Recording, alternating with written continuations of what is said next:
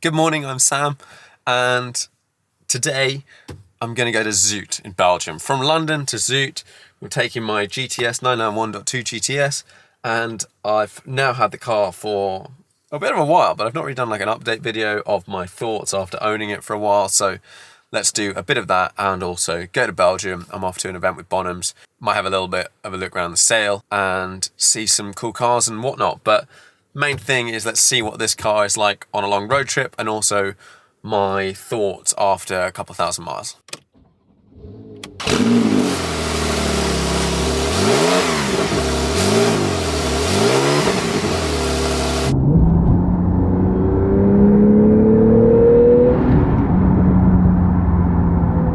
Oh, it's quite windy. Got to the tunnel and just gonna grab something to eat really. What's the GTS like on a motorway on the way down? It's quite loud inside actually. I have had my AirPods in my ears with the noise cancelling on. On the way down I realised that I don't have a sticker and I don't have a GB on this plate, so I've got to go and get that. I'm gonna grab a coffee, pretty chilled, and get onto the continent.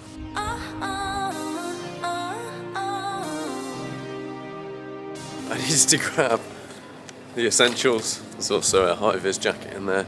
I normally have a little bag that I put in the car, but I forgot it. One thing I am enjoying is the ability to have the roof open. And I would pretty much never spec a sunroof, but it's actually, I'm quite enjoying it in this car. And then when you put it into, I've set up my individual mode to be kind of like the sport noises basically, but chilled everything else. And you get a bit more noise when you've got the roof open, but you don't have all the wind rush of the windows. I have now realised I've forgotten to get my passport out. There we go. Right. Parked up, about to go in the tunnel. Let's just adjust that.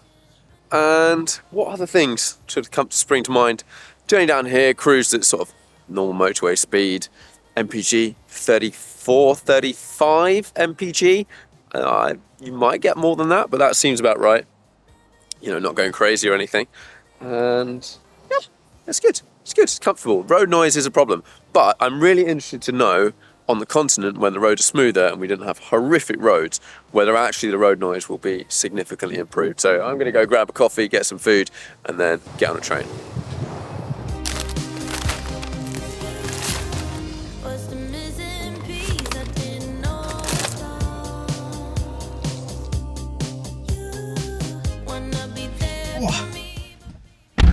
Back in the car, got a surprisingly not bad coffee actually. Now onto the train. One of the things I love, just CarPlay. It's in everything now. It's been in cars for a while, but it just works, doesn't it? Only out for the train with the big vehicles. Don't want to curb my riddance. I wasn't going to film much of this journey, but the tyre pressure warning light has just come on and it said minus 0.3 bar, which is a reasonable amount, but I flicked to the tyre pressure monitoring systems page and it doesn't show it down at all, but the warning is up. So I'm just about to get on the Channel Tunnel.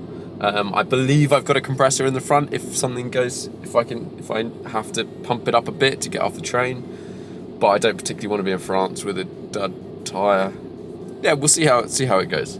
We're now over in France and I had a quick run around the car, nothing obviously wrong with the tyres. I'm going to stop at a petrol station and top them up, but I think it may be a sensor, but we shall see. Just put a bit of air in the tyres, seems to be okay. We'll do another half an hour, 45 minutes, then I'll stop and check them again, but we seem to be okay, so onwards. Now, you might be able to hear, but it's not that loud in here. On European roads, it's just not that bad. UK roads, it's quite loud, and it's not quiet at all. But there's quite a big difference, and it's kind of annoying, isn't it? Because like, I love driving this car. I love driving 911s. I like the feeling I get when I'm in a 911, and just like using a 911. There's a lot of connection I get, and I don't get that with Ferraris.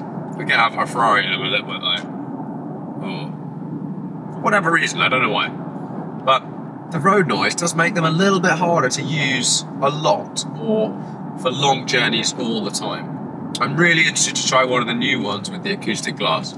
I have like an acoustic glass option, which apparently knocks decibels down a couple of notches, which I imagine would make one much more livable day to day for this sort of driving, to be honest.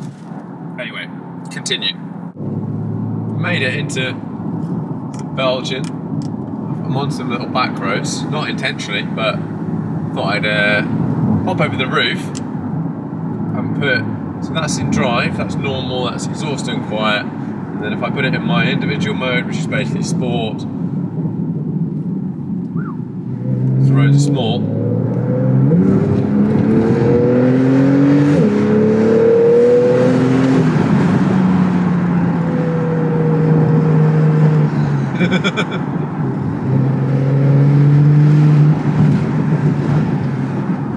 I kind of forget what just driving a nice, precise sports car is like when I'm ramming around in my E208 most of the time, and I'm like, you know what, this is fine, but as soon as you start getting a nice set of corners, having something that's, I say light-ish, and a nice bit of nice steering, goes where you want it to go. It's great, isn't it?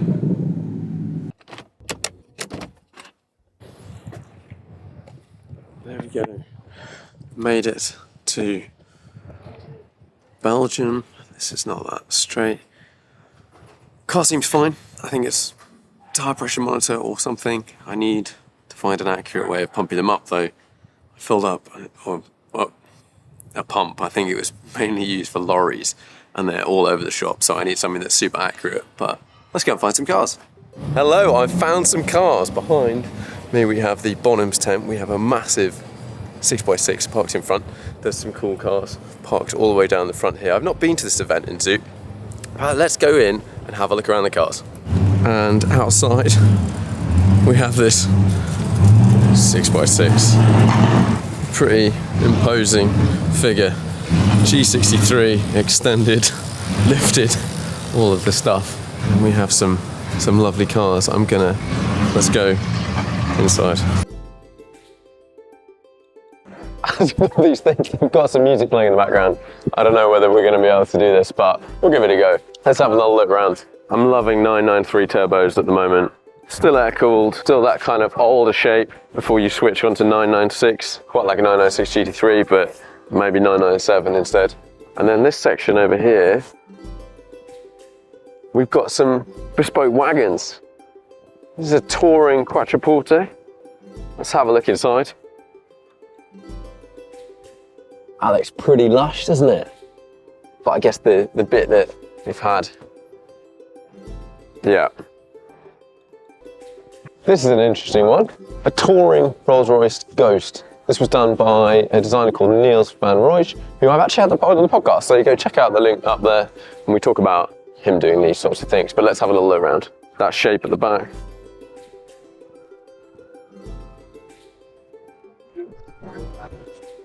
And the interior. I mean, who doesn't love a little star liner? Very cool. They call this the Silver Spectre shooting brake. Just got a bit more luggage space, I guess, a bit different. And I think reasonably priced in this sale.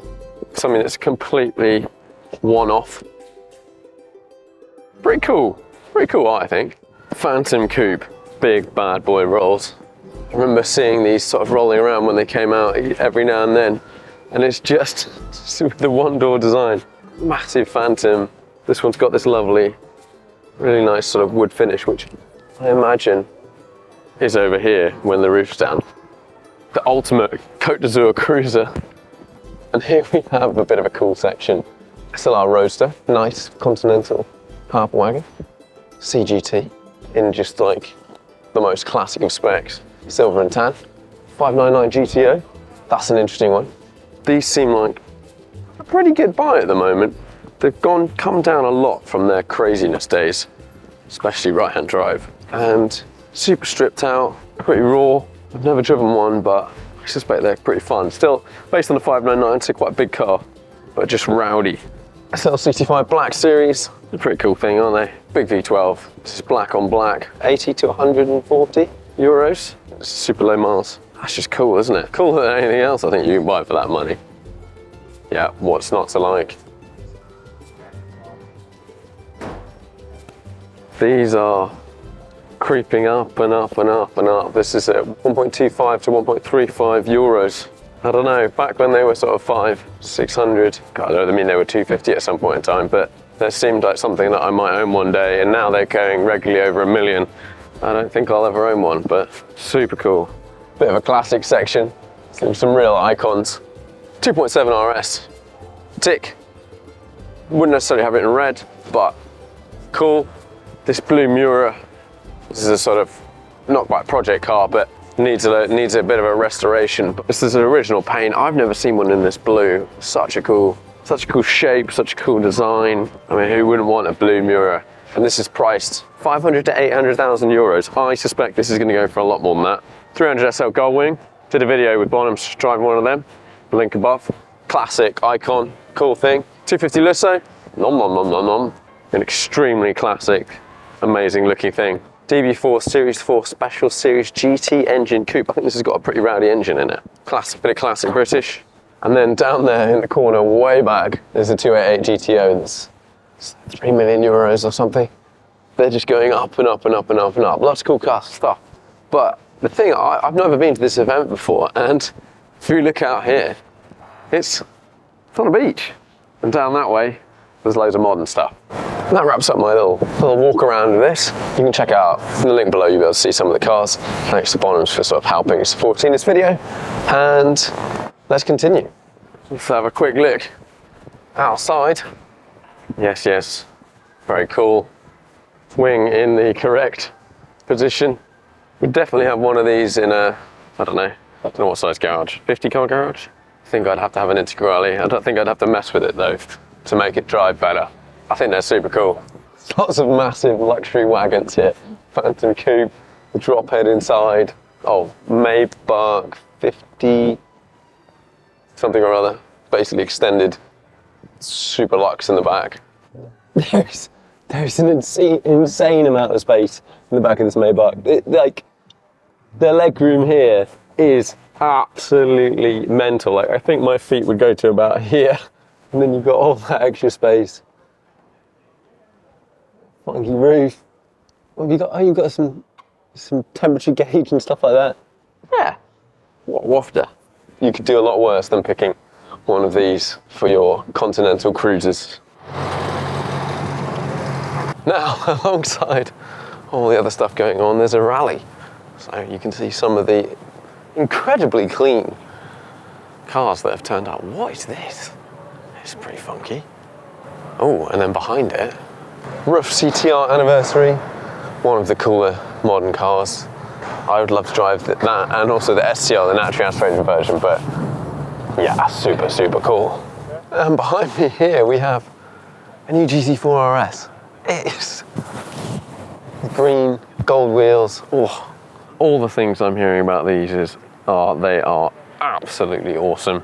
Carbon bonnet. I wasn't sure I'd go with carbon bonnet if I was packing it myself, but it does look quite meaty and it does work quite well with all the accents around here. Yeah, I would not turn down an allocation. I hear they are incredibly loud inside because of this carbon airbox that's basically in the cabin, or one of the reasons. And it's just straight raw engine noise into your brain. But apparently not too bad at cruising speeds. Just when you put your foot down, it's almost like earplug levels of noise, but it's such a sick looking thing. Yes, with the GT4 RS in the background, it might be a good time to sort of wrap up my thoughts on my time with my GTS. Now, road trip down here, the difference on European roads with a car like that, noise is actually quite significant. But I'm enjoying it. PDK, I went and had a chance to skid around on a big bit of open car parky type stuff the other day, and I immediately didn't want PDK. I wanted a clutch pedal and be able to just control things a bit more. So I slightly missed the manual, but you can't get manual and adaptive cruise, and the adaptive cruise is really important for me because I do I don't know. I do long journeys and I really like it. So I would love it if on 992.2, well 992.2, they would put that in with a manual gearbox. But overall, still enjoying it. I think it sounds great if you get it in the Sport, not Sport Plus.